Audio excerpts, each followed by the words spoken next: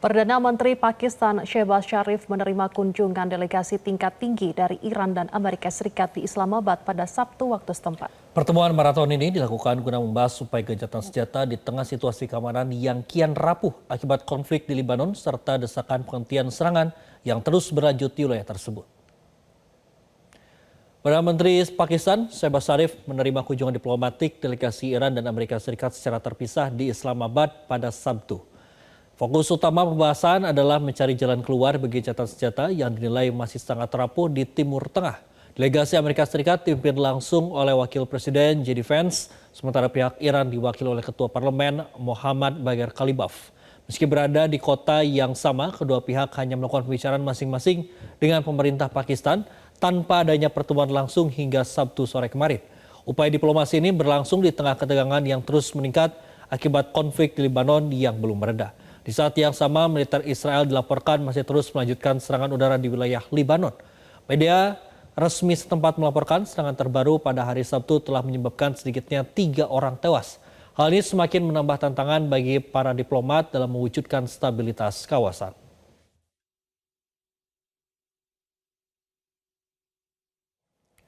Bersama Presiden Amerika Serikat Donald Trump mengancam penghancuran total Iran jika negosiasi yang digelar di Pakistan berujung pada kegagalan. Trump memperingatkan bahwa militer AS mempersiapkan diri dengan amunisi terbaik mereka untuk kembali menyerang Iran jika kesepakatan gagal tercapai.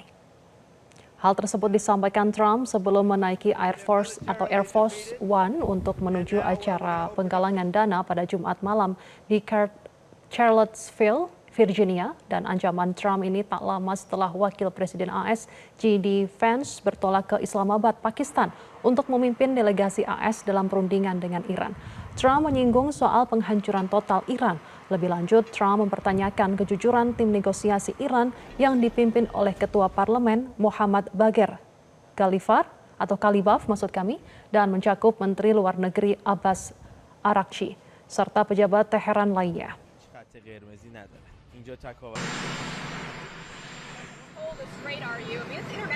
No, we're not going to let that. It's international water. If they're doing that, nobody knows if they're doing that. But if they're doing that, we're not going to let that happen. What would a good deal look like for you? No nuclear weapon, number one. You know, I think it's already been regime change, but we never had that as a criteria.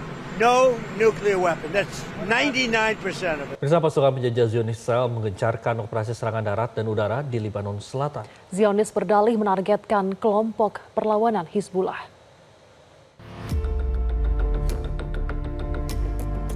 Zionis Israel menggerahkan pasukan darat dan udara membombardir Lebanon Selatan, membunuh 300 warga Lebanon. Militer Zionis mengklaim serangan dilakukan pada gudang senjata milik kelompok perlawanan Hizbullah. Sebelumnya, Perdana Menteri Zionis Israel Netanyahu menyebut telah melakukan 100 serangan dalam 10 menit di Lebanon Selatan yang disebut sebagai serangan paling mematikan ke Lebanon sebagai upaya Zionis memperluas wilayah jajahannya. Serangan Zionis yang bertujuan memperluas wilayah jajahannya telah membunuh lebih dari 1.000 warga Lebanon dan melukai lebih dari 6.000 warga Lebanon lainnya.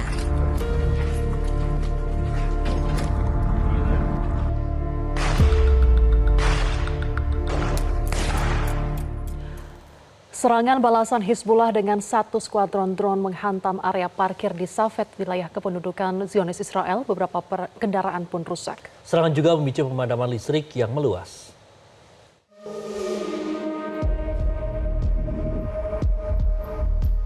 Serangan balasan Hizbullah menghantam infrastruktur listrik tegangan tinggi di Kiryat Shmona, menghancurkan sejumlah bangunan dan memicu pemadaman listrik di seluruh Kiryat Shmona dan Metula di wilayah pendudukan Zionis.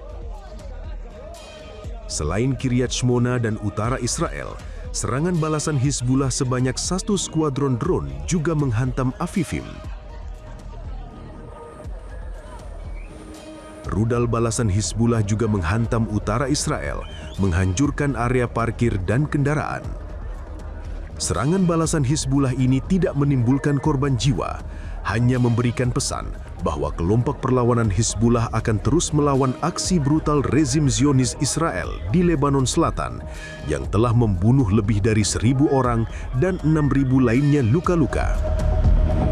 Rumah sakit utama milik pemerintah Beirut masih beroperasi di tengah kekhawatiran akan ancaman Zionis Israel terhadap wilayah tersebut.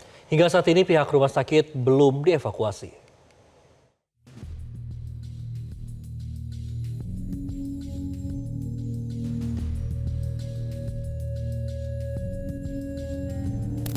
Pihak rumah sakit mengaku khawatir terjebak dalam baku tembak setelah militer Zionis mengeluarkan peringatan evakuasi untuk lingkungan tempat rumah sakit itu berada. Para staf rumah sakit harus tetap menjalankan kewajiban kemanusiaannya di mana zona di sekitar rumah sakit terancam dan dianggap berbahaya. Organisasi Kesehatan Dunia WHO menyerukan agar rumah sakit Universitas Rafiq Hariri dilindungi dari serangan. Juru bicara Sekretaris Jenderal Perserikatan Bangsa-Bangsa Stefane Dujarric mengungkap total hampir 1.900 orang meninggal dunia dan lebih dari 6.000 terluka di Lebanon sejak 2 Maret lalu. WHO juga memperingatkan bahwa beberapa rumah sakit mungkin kehabisan persediaan. WHO warns that some hospitals may run out of the trauma supplies with days due to the surge in casualties. Roughly 3 weeks' worth of supplies were depleted in just one day. Tim Liputan Metro TV. Upaya pencarian korban hilang pasca serangan udara besar-besaran Israel yang menghantam kawasan wisata Caracas di Beirut, Lebanon terus dilakukan hingga hari ini. Tim penyelamat masih berupaya keras membongkar runtuhan gedung apartemen 6 lantai guna menemukan korban yang diduga masih terjebak di bawah lempengan beton. Misal sebanyak 13 personil keamanan Lebanon yang gugur dalam serangan Israel akhirnya dimakamkan di kota Sidon. Prosesi pemakaman ini berlangsung di tengah duka mendalam dan eskalasi ketegangan yang terus meningkat di wilayah Lebanon Selatan jelang rencana pembicaraan gencatan senjata antara Lebanon dan Israel yang dijadwalkan berlangsung di Washington. Kita ke informasi lainnya, poros buat kami perlawanan Islam Ansarullah Yaman meningkatkan patroli keamanan di Selat Bab al-Mandab. Situasi ini terjadi di saat AS dan Iran memulai negosiasi di Pakistan.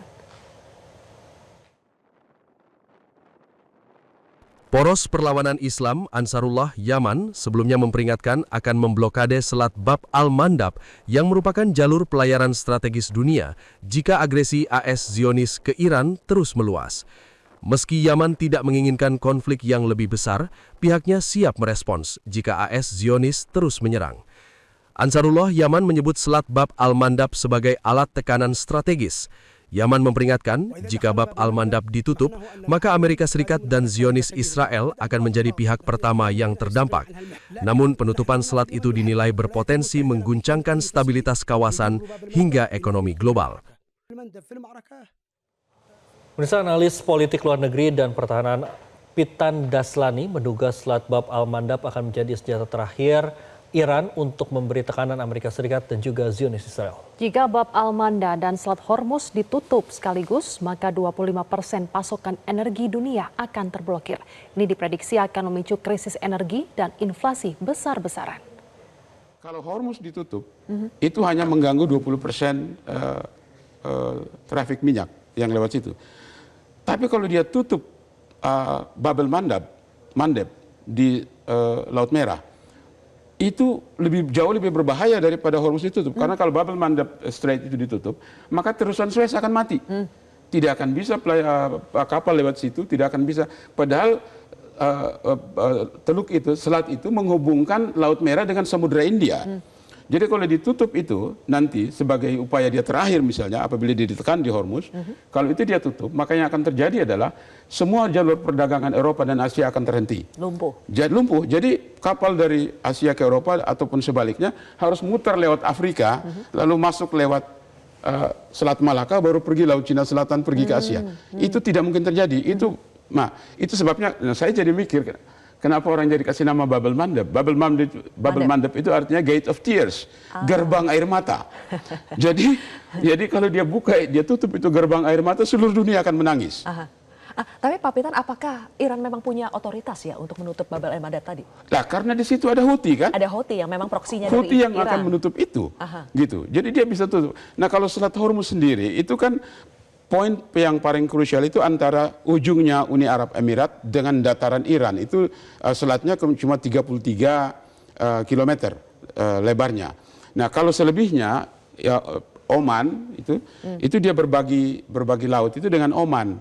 Nah cuma kalau kita pakai ukuran daripada UNCLOS 82 Perjanjian Hukum Laut Internasional, itu kan yang menjadi milik Iran itu kedaulatan Iran itu hanya 12 km dari garis pantainya.